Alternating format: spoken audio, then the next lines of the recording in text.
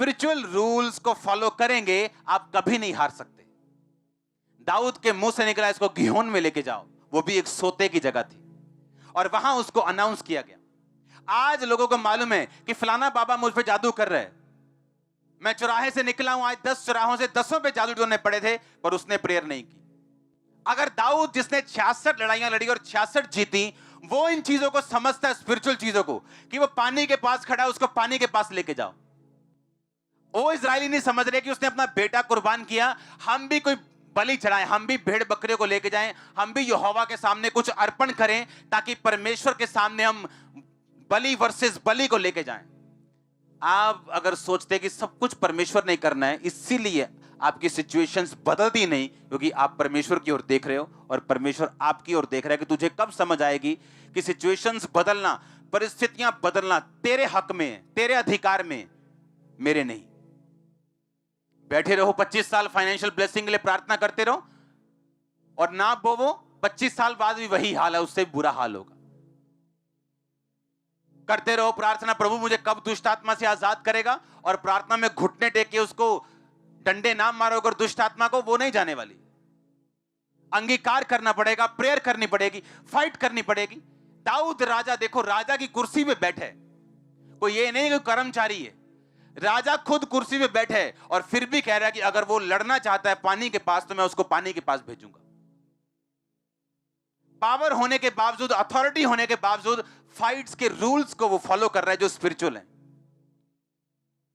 Hallelujah.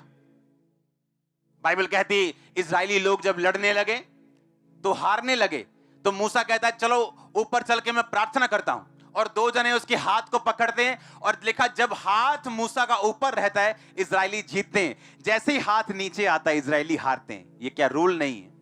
क्या rule नहीं है? वही परमेश्वर है, वही इजरायली है, वही उसके दास हैं, वही परमेश्वर का वायदा है, वही भविष्यवाणी है, पर जैसे ही हाथ नीचे आते हैं हारना शुरू करते हैं। हालेलुया। समझ आ रही है कि नहीं? वही इजरायली है कि नहीं? वायदा वही था कि नहीं, मैं तुम्हें कनान में लेके जाऊंगा, था कि नहीं? वही मूसा खड़ा है खुदा का दास के नहीं खड़ा? वही आत्मा के लोग खड़े हैं कि नहीं खड़े? लड़ाई चल रही है कि नहीं चल रही?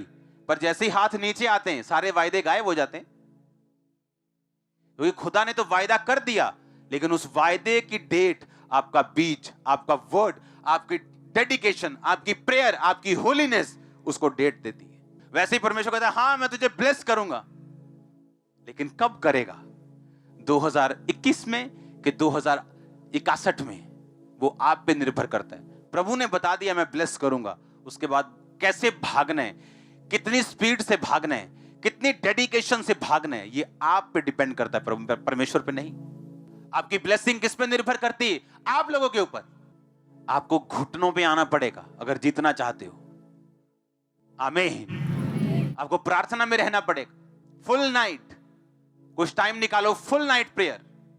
दाऊद फॉलो कर रहा है स्पिरिचुअल रूल्स, उसको मालूम है बीज वर्सेस बीज है, प्रार्थना वर्सेस प्रार्थना है, नाइट वर्सेस नाइट है। उसे मालूम है कि शैतान के साथ कैसे लड़ना है।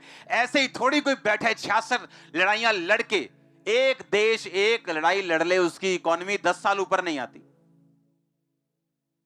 वो लड़ाइयां वो थोड़ी जो मोहल्लों में होती हैं, वो डंडों वाली, वो भी आज की जैसी लड़ाई, अगर आज किसी देश की लड़ाई हो वैसे लड़ाई उसने 66 लड़ी है, 66 जीती है, और फाइनेंशियली कमजोर नहीं हुआ, ब्लेस्ड हुआ।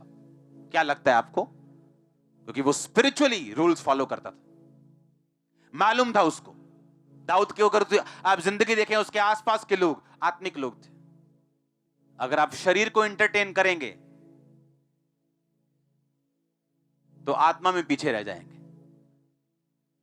शरीर को काबू कर लेंगे, आत्मा में आगे बढ़ जाएंगे।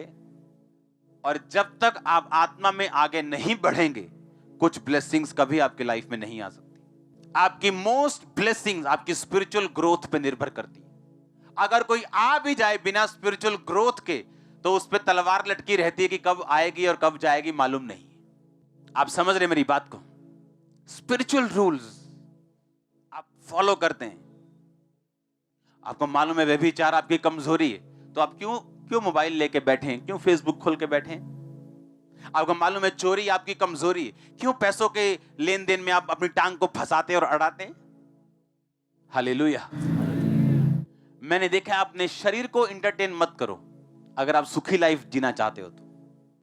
अगर आपकी कमजोरी कोई चीज है उससे दूर रहो। क्या आपको मालूम नहीं क्यों शैतान स्ट्रेटजी बना के दूर करना चाहता है आपको कई चीजों से, खासकर जहां से आपकी स्पिरिचुअल उन्नति हो, क्योंकि वो वहां पे अटैक नहीं कर सकता। उसको आपकी पोजीशन, आपकी सिचुएशन चेंज करनी पड़ेगी अगर वो आप पे अटैक करना चाहता है तो। परमेश्वर ने आपको एक सिस्टम दी है, एक चर्च दी है, उस सिस्टम से वो आपको ब्लेस करता है। आप इमेजिन करो, आपका रात को प्रार्थना का टाइम है 10 से 12 और वो टाइम आपने टीवी को दे दिया, फोन को दे दिया, आपने स्पिरिचुअल रूल को तोड़ा है। आपको प्रेयरफुल पर्सन बनना पड़ेगा, ये 100% बात लिख के ले लो। आप बंदे हो, आप जनानी हो, आप कोई भी हो, आपको स्पिरिचुअल रूल, आपको प्रेयर में रहना पड़ेगा अगर आप विक्टोरियस क्रिश्चियन बनना चाहते हो तो। हालेलुया।